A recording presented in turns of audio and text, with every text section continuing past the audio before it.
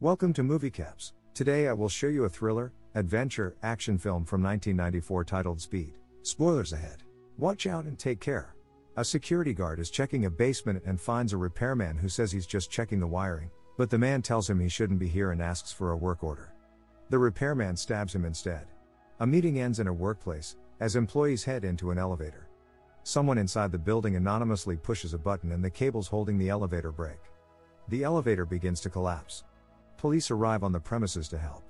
Lieutenant Mack informs his team that 13 passengers are stuck in an elevator below floor 30. The bomber demands $3.7 million or he'll blow the emergency brakes of the elevator.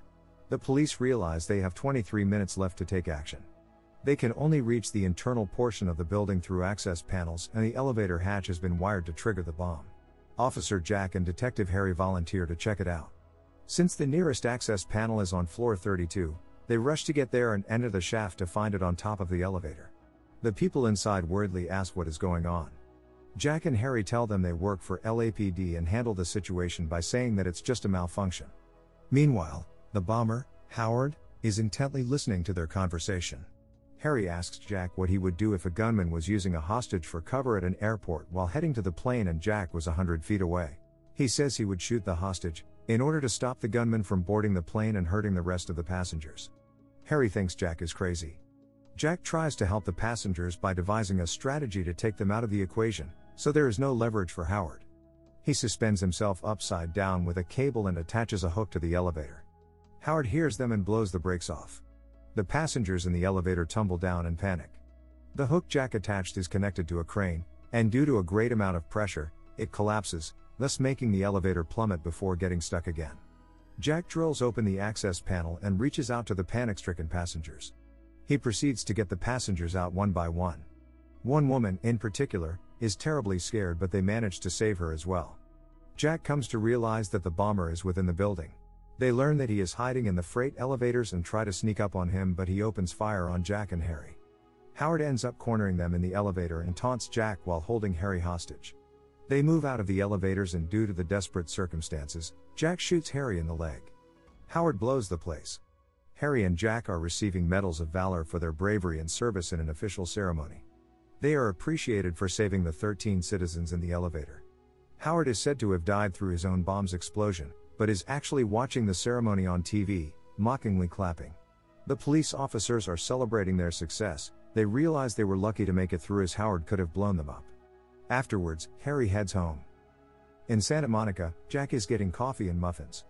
He is talking to a friend who is a bus driver. Later, as he is about to drive away, his bus blows up out of the blue. He runs after the bus and feels confused.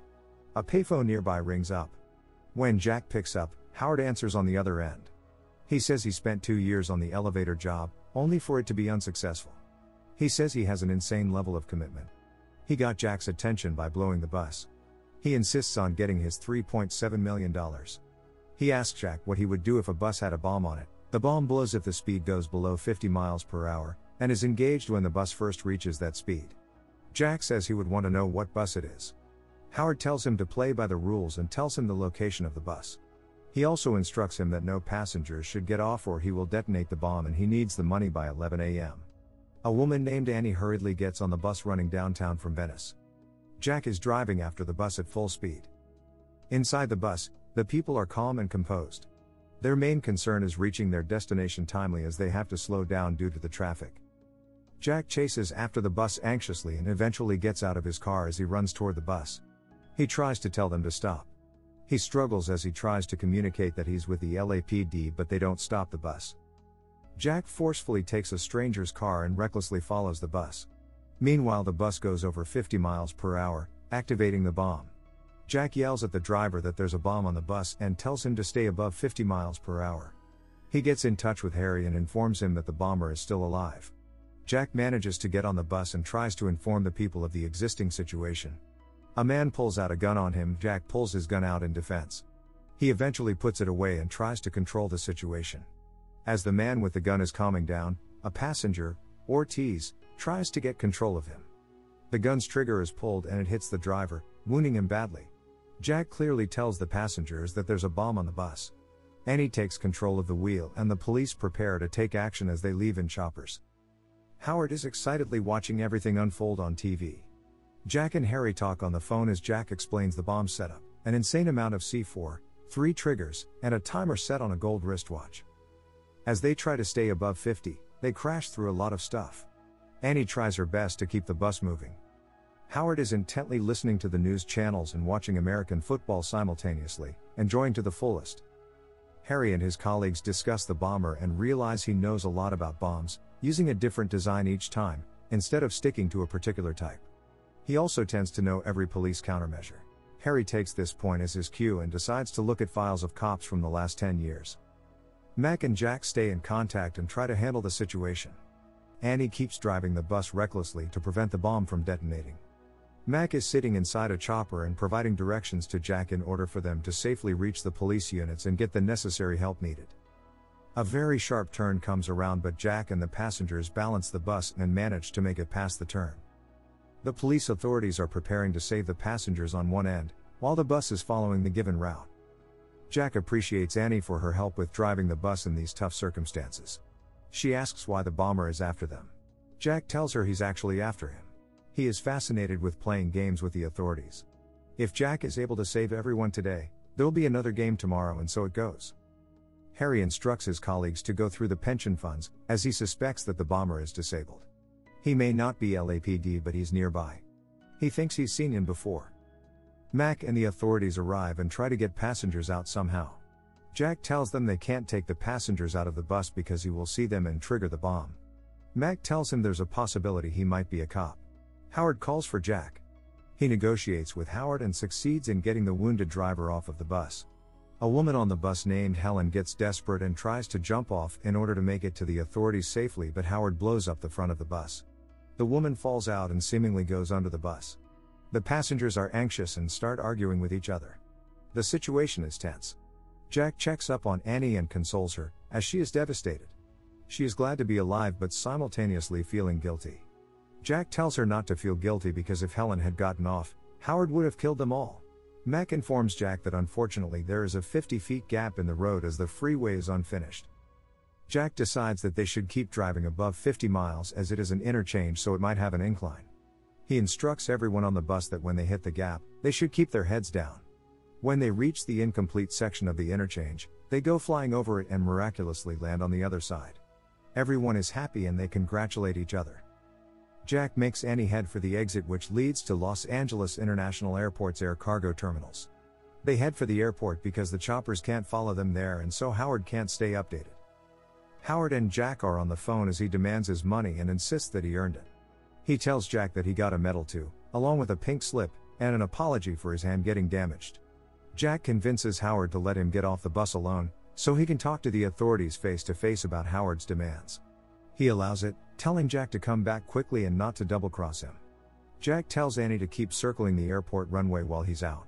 He gets in contact with Mac, who suggests taking the passengers out, but Jack is concerned that he will blow up the bus, knowing that he's been a step ahead of them every time. He decides that he needs to dismantle the bomb. The people in the bus wonder what's happening. Mac tells Jack that they won't be able to hold steady for long. He says he just needs a few minutes. Harry is in touch with him through the phone. A cable is attached to Jack as he slides under the bus while lying on a mechanic's creeper.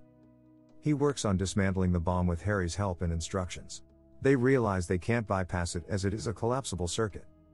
The authorities discover the identity of the bomber, a man named Howard Payne, who worked for Atlanta PD's bomb squad and retired in 1989, due to a small charge which left him with 9 fingers. Harry and his colleagues decide to go after him. Jack gets stuck under the bus and swerves constantly. Ortiz volunteers to help him. The cable breaks. Jack tries to hold on, and while doing so, he punctures the fuel tank. Annie panics as she thinks she drove over him. He's barely holding on when Ortiz opens the bus floor and gets him out. Jack tells Mac to get help in order to deal with the fuel tank issue. Harry and his team invade Howard's house. He tricks them by planting a bomb inside the house. When it detects them, it goes off. Harry is killed in the process. Jack gets a call. He thinks it's Harry, but Howard answers instead. He informs Jack that Harry died. He tauntingly guesses that the watch he attached to the bomb, which was a retirement gift, led Harry to him. He threatens him once again by saying that if he doesn't get his money, they will all die. While talking, he refers to Annie as a wildcat. He mentions a location for dropping the cash. Jack notices Annie's University of Arizona shirt. He realizes that by Wildcat, he's referring to Annie. This means he can see the inside of the bus. He has video footage but no sound. Jack tells everyone to look normal and just stare ahead. They record a tape of the bus' seemingly monotone environment. Mac makes the press go off air and play the tape of the bus on loop. Howard is temporarily deceived. Meanwhile, the authorities manage to safely get everyone off the bus. Jack and Annie are the only ones left. They lock the gas pedal and eventually get out as well, by using the bus floor's opening panel as a support underneath them. The bus crashes into a freight plane and blows. Tremendous and intense explosions take place as the passengers watch from afar. Jack and Annie are safe and happy. Mac checks up on them. They receive medical attention. Howard calls again asking for money. They realize he doesn't know that the bomb blew up. Mac says they'll bring the money in 30 minutes. The authorities arrive at Howard's location and cover the area completely. Jack and Annie are riding in an ambulance. Jack gets out and says he'll be back. The authorities plant a paint bomb with the money. Sanitation workers drop the bags in the trash can. Howard notices the authorities hidden at different locations with their weapons aimed at the collection point of the money. He tries to trigger the bomb on the bus but realizes that he has been fooled by the loop tape playing on TV. He pretends to be a cop and takes Annie away. Meanwhile, the authorities wonder where he is, since the money hasn't been collected. Jack knows he's never late. It is revealed that he got the money and is on the move, as Jack locates a hole under the trash can through which he escaped. Jack finds Annie in an underground subway area with bombs all over her. Howard shows up and makes her fill a bag with the money. Jack tells him to take the money and leave Annie alone. Howard coldly talks about how bombs are made to explode. He eventually leaves with her. He continues to terrorize people by shooting with his weapon, and gets with her on the subway. Jack manages to get on the train just in time. Howard kills the driver. He tortures Annie with his callous speech, telling her it'll hurt less if the bomb explodes. He finds the paint bomb inside his bag of money and gets frustrated. Jack and Howard have a one-on-one fight on the roof of the train. His head gets smashed against a railway signal and he falls off. Mac informs Jack that the track ahead isn't finished. They are unable to stop the train and have to jump off.